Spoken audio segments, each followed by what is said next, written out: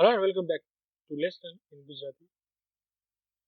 આજે આપણે current affairs in Gujarati series સર્વત્ર કવચ કે જે સેનાની નવી ઢાલ છે તેના વિશે માહિતી મેળવીશું.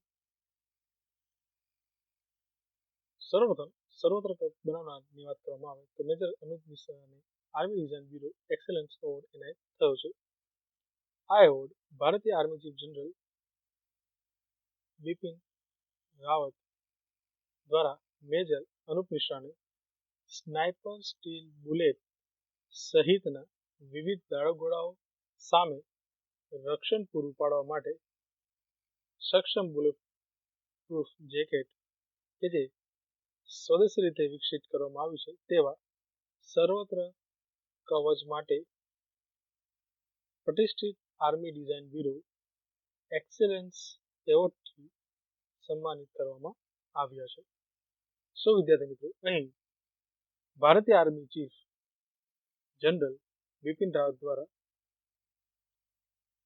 પ્રતિષ્ઠિત એવો આર્મી ડિઝાઇન બ્યુરોનો એક્સેલન્સ એવોર્ડ સર્વત્ર કવચ વિકસાવનાર મેજર અનુપ મિશ્રાને આપવામાં આવ્યો છે. આ સર્વત્ર કવચ એ સ્નાઇપર સ્ટીલ બુલેટ સહિતના વિવિધ દારૂગોળાઓ સામે રક્ષણ પૂરું પાડવા માટે સક્ષમ છે. આગળ વાત કરીએ મેજર અનુપ મિશ્રા વિશે તો તેઓ હાલમાં પુણેના લશ્કરી એન્જિનિયરિંગ ખાતે પ્રશિક્ષક તરીકે પોસ્ટ થયા છે તથા જનરલ રાવત દ્વારા સન્માનિત એવા 4 એવોર્ડ મેળવનારા માના તેઓ એક વ્યક્તિ છે. આકૃતિ ઉપરથી તમે મેજર અનુપ મિશ્રાને જોઈ શકો છો. આમના દ્વારા જ સર્વત્ર કવચ બુલેટપ્રૂફ જેકેટને વિકસાવવામાં આવ્યું છે. સર્વત્ર કવચ વિશે વાત કરવામાં આવે તેની પૃષ્ઠભૂમિનો ખ્યાલ મેળવીએ તો વર્ષ 2014માં આર્મીમાં મેજર અનુપ મિશ્રાને કાશ્મીર ખીણમાં સેવા આપતા સમયે ગોળી વાગી હતી. આ ગોળી વાગવાના બનાવના કારણે તેઓ સદભાગ્યે બચી ગયા હતા.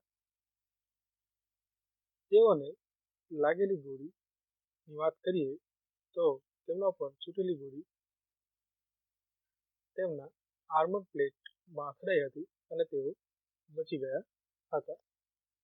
આ ઘટનાથી તેઓએ પ્રેરણા મેળવીને આ કવચ વિકસાવવાનું કામ તેઓએ હાથમાં લીધું કે જે તમામ પ્રકાર પૈકીના દારૂગોળાથી ટકી શકે માટે તેને સર્વત્ર કવચ નામ આપવામાં આવ્યું છે. વધારાની માહિતીની વાત કરવામાં આવે તો આ કવચનું નામ સર્વત્ર કવચ રાખવામાં આવ્યું હતું કારણ કે તે પગની તથા પગની ઉપરના ભાગ કે જ્યાં ગળા સુધી આ કવચ રક્ષણ આપવા માટે સક્ષમ છે. અહીં આ કવચના ડેવલપમેન્ટની વાત કરવામાં આવે તો સર્વપ્રથમ જૂન 2017માં આ પ્રોજેક્ટને મંજૂરી આપવામાં આવી હતી. ત્યારે જૂન 2017માં જ્યારે આ પ્રોજેક્ટને મંજૂરી આપવામાં આવી ત્યારે શરૂઆતમાં લેવલ 3A એટલે કે સોફ્ટ બોડી જેકેટની રચના કરવા માટે મંજૂરી આપવામાં આવી હતી. પરંતુ ત્યારબાદ આ મંજૂરીને આગળ એક પગલું વધારાનું લેતા લેવલ 4 પ્રકારનું સખતમાંનું જેકેટ બનાવવા માટે તથા આ જેકેટની પેનલ દાખલ કરવા માટે સુધારા કરવામાં આવ્યા હતા. આગળ વાત કરીએ તો આર્મી ટેકનોલોજીકલ સેમિનાર વિશે માહિતી મેળવતા વાત કરીએ તો આર્મી ટેકનોલોજીકલ સેમિનારને શોર્ટ ફોર્મમાં આરટેક તરીકે પણ ઓળખવામાં આવે છે. આ સંમેલનની વાત કરવામાં આવે તો આ સંમેલન નવી દિલ્હી ખાતે યોજવામાં આવ્યું હતું. નવી દિલ્હીમાં કઈ જગ્યાએ વાત કરવામાં આવે તો નવી દિલ્હી ખાતે માણેક શો સેન્ટરમાં 23 ડિસેમ્બર 2019ના રોજ યોજાયેલા આર્મી ટેકનોલોજીકલ સેમિનાર જેને ARTECH તરીકે ઓળખવામાં આવે છે માં વિવિધ એવોર્ડ્સ એનાયત કરવામાં આવ્યા હતા. આર્મી ડિઝાઇન બ્યુરો ભારતીય સેના દ્વારા કન્ફેડરેશન ઓફ ઇન્ડિયન ઇન્ડસ્ટ્રી એટલે કે CII અને society of Indian defence manufacturer એટલે કે SIDM દ્વારા સંયુક્ત રીતે આ આયોજન કરવામાં આવ્યું હતું. આ આયોજનની થીમ એટલે કે આ ટેક સેમિનારની થીમની વાત કરવામાં આવે તેની theme technologies for non contact warfare છે. સો વિદ્યાર્થી મિત્રો, અહીં એક ઇમ્પોર્ટન્ટ ક્વેશ્ચન બની જાય છે કે આર્મી ટેક સેમિનાર એટલે કે આ ટેક સેમિનારની થીમ શું હતી.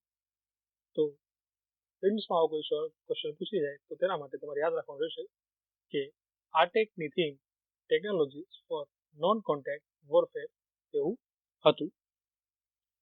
આગળ વાત કરીએ તો આર્મી ડિઝાઇન બ્યુરો એટલે કે ADB ની વાત કરીશું તથા તેના વિશે આપણે માહિતી મેળવીશું. સો વિદ્યાર્થી મિત્રો, ADBની સ્થાપના ઉદ્યોગ અને શિક્ષણ સાથે મળી કામ કરવા અને ભારતીય સૈન્ય માટે સ્વદેશી ઉકેલો વિકસાવવા માટે કરવામાં આવી હતી. ADB પણ મેક ઇન ઇન્ડિયા પહેલને આગળ વધારવા માટે જવાબદાર છે. તેની ભૂમિકાની વાત કરવામાં આવે તો તેની ભૂમિકા સંશોધન અને વિકાસ એટલે કે R&D રિસર્ચ એન્ડ ડેવલપમેન્ટના પ્રયત્નો અને ભારતીય સૈન્યને જરૂરી શસ્ત્રો અને સાધન સામગ્રીની પ્રાપ્તિ માટે પ્રારંભિક સહાયક બનવાની છે. સો વિદ્યાર્થી મિત્રો, આ હતો સર્વત્ર કવચ વિશેની માહિતીને દર્શાવતો વિડીયો. આ વિડીયોની PDF તમે Telegram channel let's learn Gujarati ઓફિશિયલમાંથી ડાઉનલોડ કરી શકો છો તથા આવા જ વિડીયોની વધારાની માહિતી માટે પણ તેને તમે જોઈન કરી શકો છો. જો વિદ્યાર્થી મિત્રો તમને આ વિડીયો પસંદ પડ્યો હોય તો પ્લીઝ તેને લાઈક કરજો, તમારા મિત્રો સાથે શેર કરજો, because knowledge sharing is the best thing. અને સબસ્ક્રાઇબ કરજો અમારી channel let's learn in Gujarati video જોવા માટે. આભાર.